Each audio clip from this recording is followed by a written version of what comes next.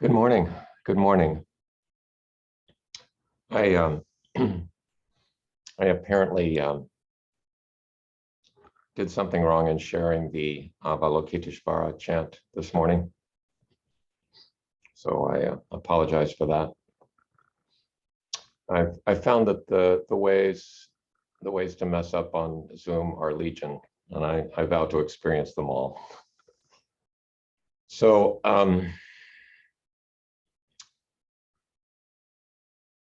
well, last week we discussed the topic of grief and used the story of Patakara as a text.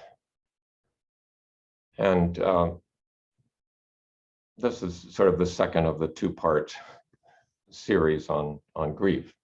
And the text we'll use for this is the sutta that describes the last days and hours of the Buddha's life.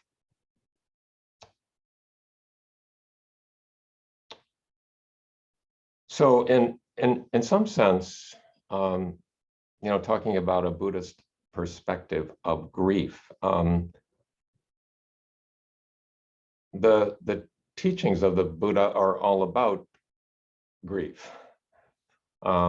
They're all about dukkha and the ways of dealing with dukkha. And dukkha includes, but is greater than, grief.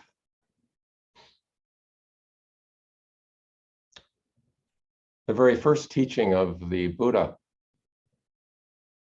addressing the 5 ascetics who were his friends, started off with what's known as the First Noble Truth about dukkha, or suffering, or stress.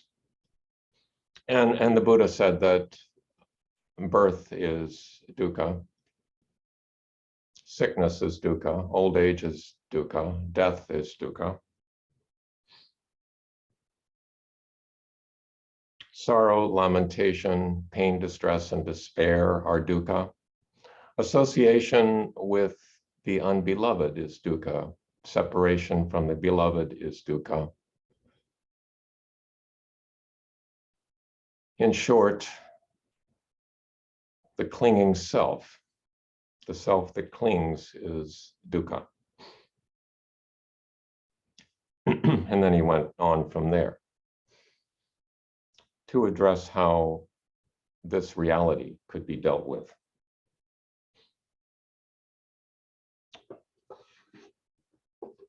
And his teachings maintained a remarkable consistency throughout.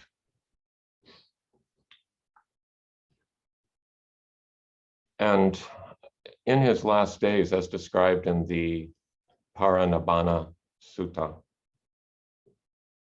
which is one of the longest suttas in the Pali Canon, the main characters in this sutta are the Buddha and Ananda.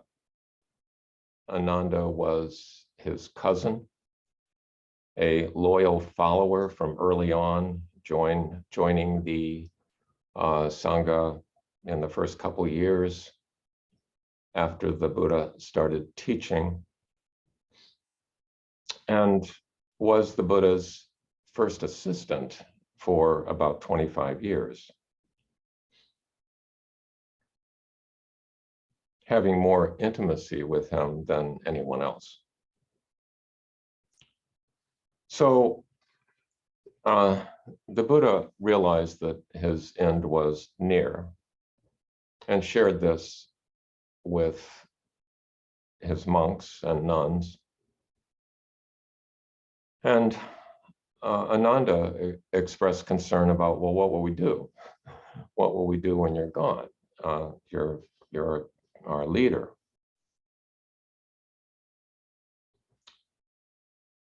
And the Buddha gave this advice to Ananda: which includes a passage that is probably one of the most often quoted in the Pali Canon. The Buddha says, therefore, Ananda, be islands unto yourself, refuges unto yourselves. Seek no external refuge. With the Dhamma as your island, the Dhamma as your refuge, seeking no other refuge. And how, Ananda, is someone an island unto herself, a refuge unto herself, seeking no external refuge, with the Dhamma as her island, the Dhamma as her refuge, seeking no other refuge? When she dwells contemplating the body in the body, earnestly, clearly, comprehending, and mindfully, after having overcome desire and sorrow in regard to the world. When she dwells contemplating feelings in feelings, the mind in the mind, mental objects in mental objects, earnestly, clearly comprehending, and mindfully after having overcome desire and sorrow in regard to the world. Then truly she is an island unto herself, a refuge unto herself, seeking no external refuge, having the Dhamma as her friend, the Dhamma as her refuge, seeking no other refuge.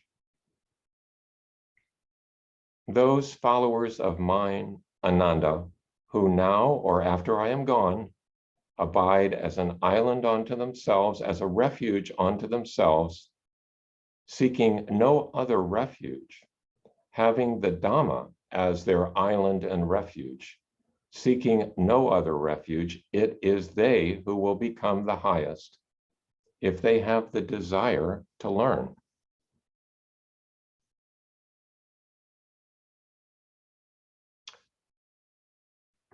So that first little passage, therefore, Ananda, be islands unto yourself, refuges unto yourself, seeking no external refuge, with the Dhamma as your island, the Dhamma as your refuge, seeking no other refuge, is, as I said, probably one of the most quoted texts from the Pali Canon.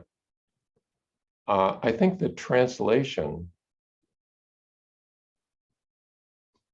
obscures some of the poetry in this.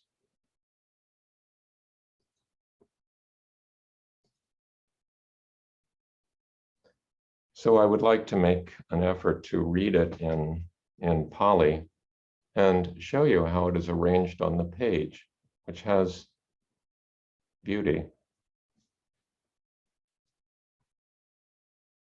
Atta dipa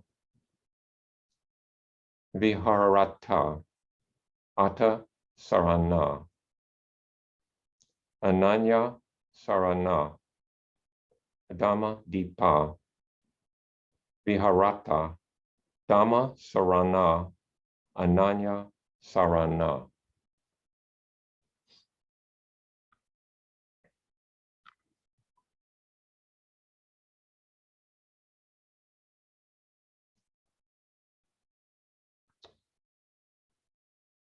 So it loses some of that poetic quality in English. So, what does that mean? How is Ananda supposed to take that? Well, sometimes the very first part is emphasized. Therefore, Ananda, be islands unto yourself, as if you can rely on yourself entirely. But what is the self that the Buddha is talking about? Because he goes on into the last part of it and says, with the Dhamma as your island, the Dhamma as your refuge, as if the self and the Dhamma are equated.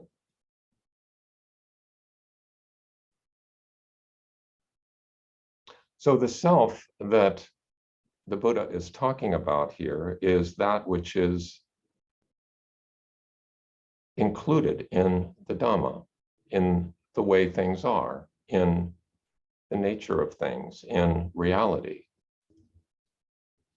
That which is included in what the Buddha is pointing to with all of his teachings.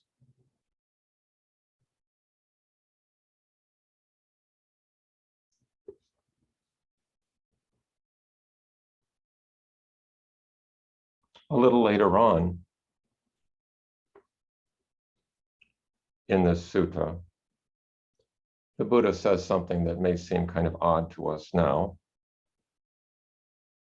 He says, there are deities, Ananda, in space and on earth who are earthly minded. With disheveled hair, they weep. With uplifted arms, they weep. Flinging themselves on the ground, they roll from side to side, lamenting. Too soon has the Blessed One come to parinirvana. Too soon has the Happy One come to his parinirvana. Too soon will the eye of the world vanish from sight. But those deities who are freed from passion, mindful, comprehending, reflect in this way. Impermanent are all compounded things. How could this be otherwise? Reflecting back to, again, the very first teaching of the Buddha in the Dhammacakkappavattana Sutta,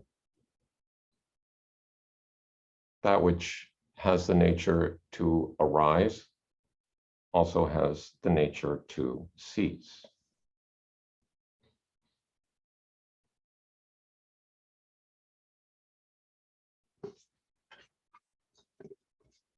So, as the Buddha is saying all these things, and the sutta also includes sort of a little cliff notes of all of its teachings,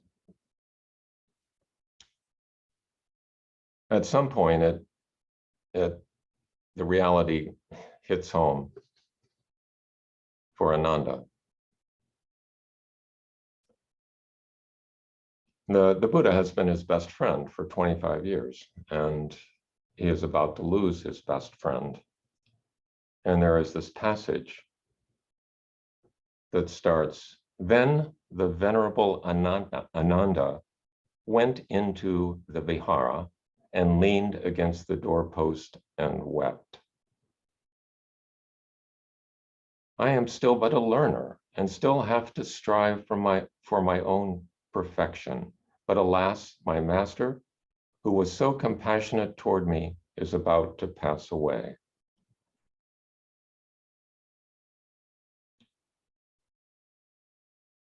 And the Buddha sensed that Ananda wasn't in his presence, and he said, and the Blessed One spoke to the bhikkhus, the monks, saying, where, bhikkhus, is Ananda? And they responded, the Venerable Ananda Lord has gone into the vihara, and there stands leaning against the doorpost and weeping. I am still but a learner, and still have to strive for my perfection. But alas, my master, who was so compassionate toward me, is about to pass away.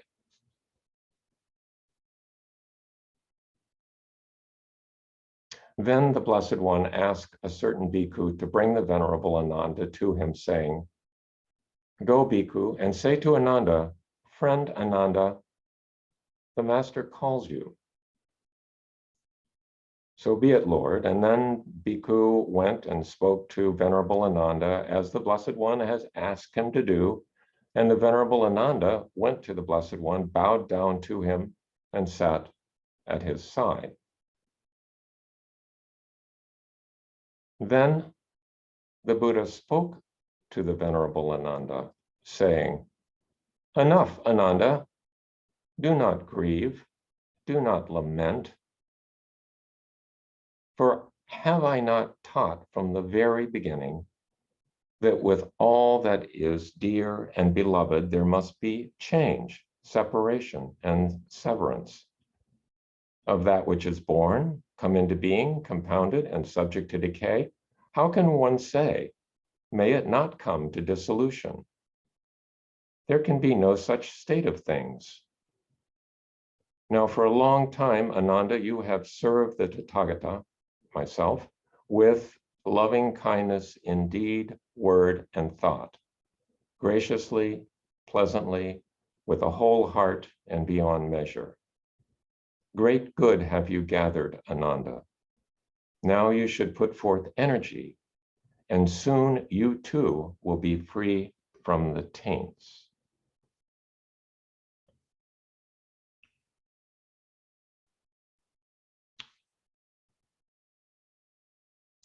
So in these passages, I think a couple things the Buddha is trying to get across. In the earlier passage about being islands unto yourself, refuges, with the Dharma as your island, the Dharma as your refuge, I think there are a number of interpretations about this. But to me, I think the Buddha was guarding against the impulse that the monks might find to go out and immediately find another charismatic leader.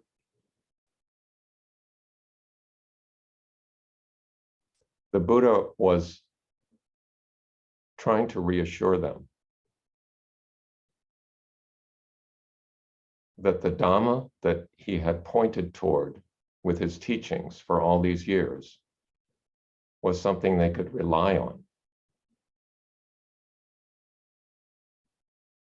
That if they put themselves in accord with those teachings and with that reality, with the nature of things, with the way things are,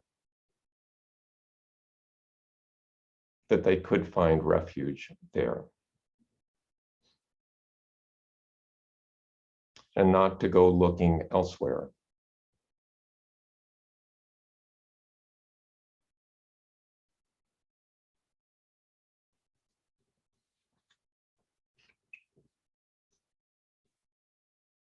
And notice when the Buddha rebuked Ananda for his tears, it was a relatively mild rebuke, and it was followed by actually a much longer monologue of the Buddha praising Ananda and expressing appreciation for all that he had done.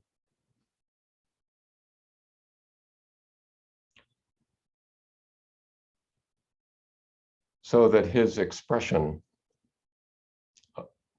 his encouragement to accept the reality of what was happening, to be accepting of the way things are, was couched in compassion and love.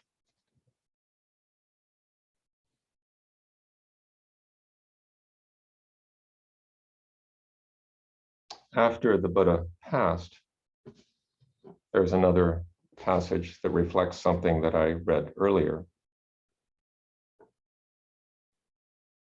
Then, when the Blessed One had passed away, some bhikkhus, not yet freed from passion,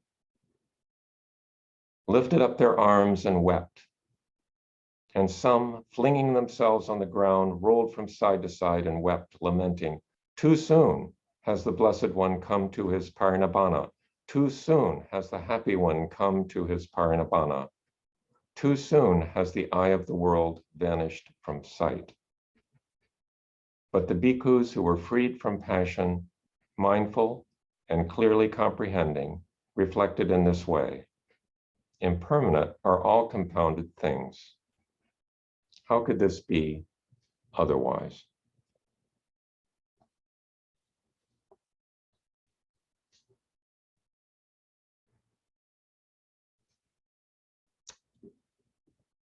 So these passages bring up to me this interaction between Ananda and the Buddha. this description of the varying responses that some monks had to the Buddha's passing.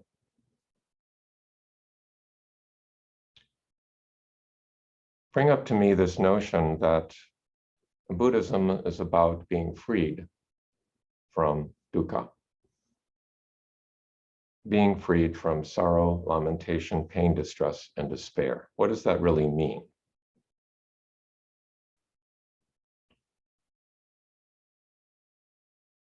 What it could mean is that you just never feel those things, that you become a total Dr. Spock,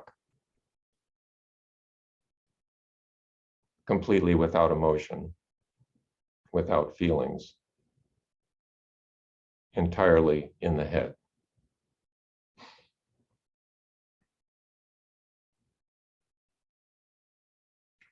But I don't think it means that. I don't think that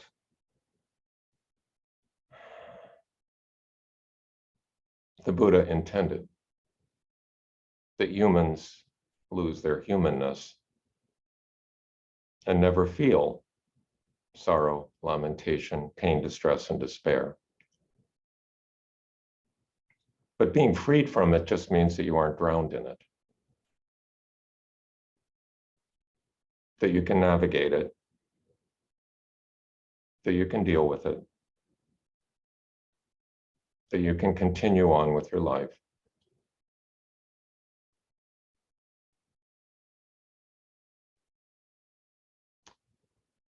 So I raise that question, I think.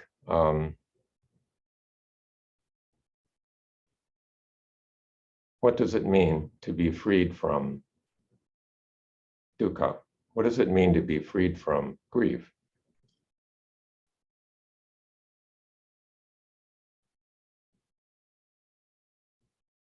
What is the Buddha trying to tell us? I think I'll stop there and we'll break up into groups.